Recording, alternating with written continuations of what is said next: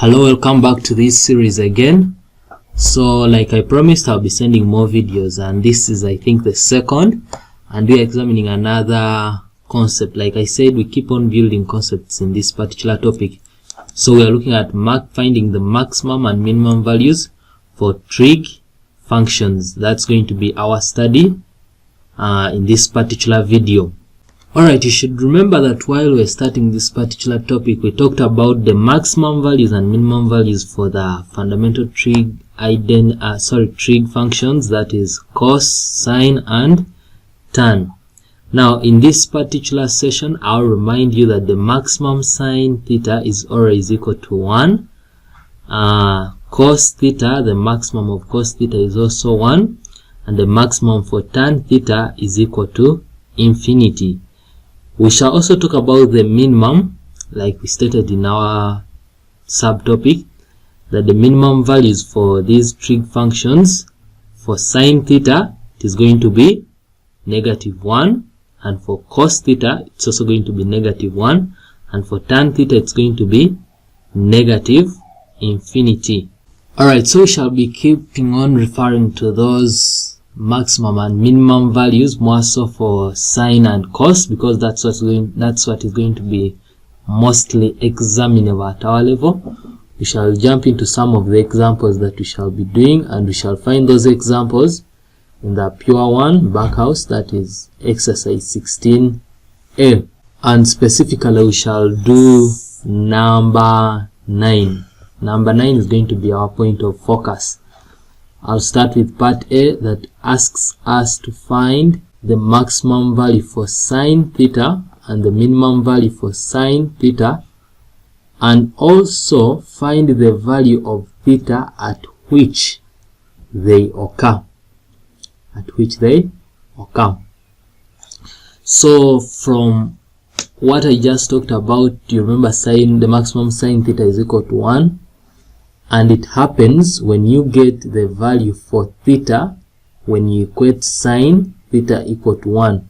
So we put arc sine over the other side, and arc sine of 1 will give us the value of 90 degrees. So the maximum sine theta is equal to 1, and it happens when theta is equals to 90 degrees. On the other side, the minimum sine theta is going to be equal to -1, still from what I just wrote on your right hand side there. Sorry, on your left hand side. And it also happens when we get the arc sine for -1. Now, when you get the arc sine for -1, you're going to obtain a value of -90 degrees.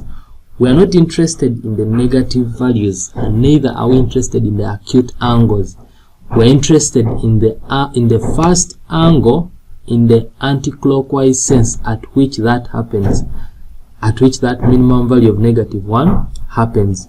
So when you begin from the OX axis and describe the in the anti-clockwise sense, you realize that the minimum for sine theta happens when theta is equals to 270 degrees. Therefore, minimum sine theta is going to be -1, and it happens when theta is equals to 270 degrees.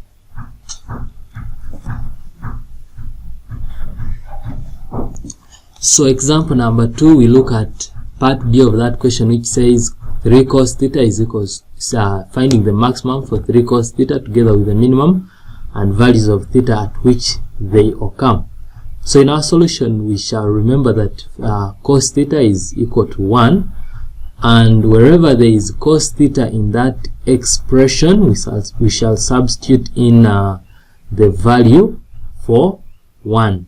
Okay, so wherever there is cos theta, we shall put there 1. Therefore, 3 cos theta will be equal to 3 times 1, and that gives us our maximum 3 cos theta as a 3. So the maximum is 3. And it also happens when you now find the arc cos of 1. The arc cos of 1 gives us 0 degrees. So the maximum is 3, and it happens when theta is equals to 0 degrees. When we shift to the minimum, the minimum for cos theta is going to be equal to -1, and therefore wherever there is cos theta we shall replace it with -1. So 3 cos theta will be equals to 3 times -1, and the minimum will be -3. Okay, so we shall also get the arc cos of -1. That will be the value at which the value for theta at which the minimum occurs, and it will give us an answer of 180 degrees. So the minimum is -3, and it happens when theta is equals to 180 degrees. So I'll attempt our last example here, and I will ask that you go and finish the other numbers in the back house. When I come next week, I'll look at those books. So I will do part H, which says 1 over 4 minus 3 cos theta. We are finding the maximum. So we still remember that cos theta is equals to 1 for the maximum, and for the minimum it will be equals to -1. Therefore, if you are finding the maximum for 1 over 4 minus 3 cos theta, we shall replace wherever there is cos theta, we put 1, and we shall have the maximum happening at 1. The minimum, wherever there is cos theta, we shall replace with -1, and when you replace -1 wherever there is cos theta for the minimum, you realize that the minimum is going to be equal to 1 over 7. That's the minimum. So the values at which they occur, they are still the same because we are talking about the same angle cos theta. The maximum is going to happen when theta is equals to 0 degrees, and the minimum will happen when cos theta is equals to 180 degrees. So I expect you to go and do the other numbers, check for the answers at the back of the books, and confirm those. Okay, thank you. See you next week.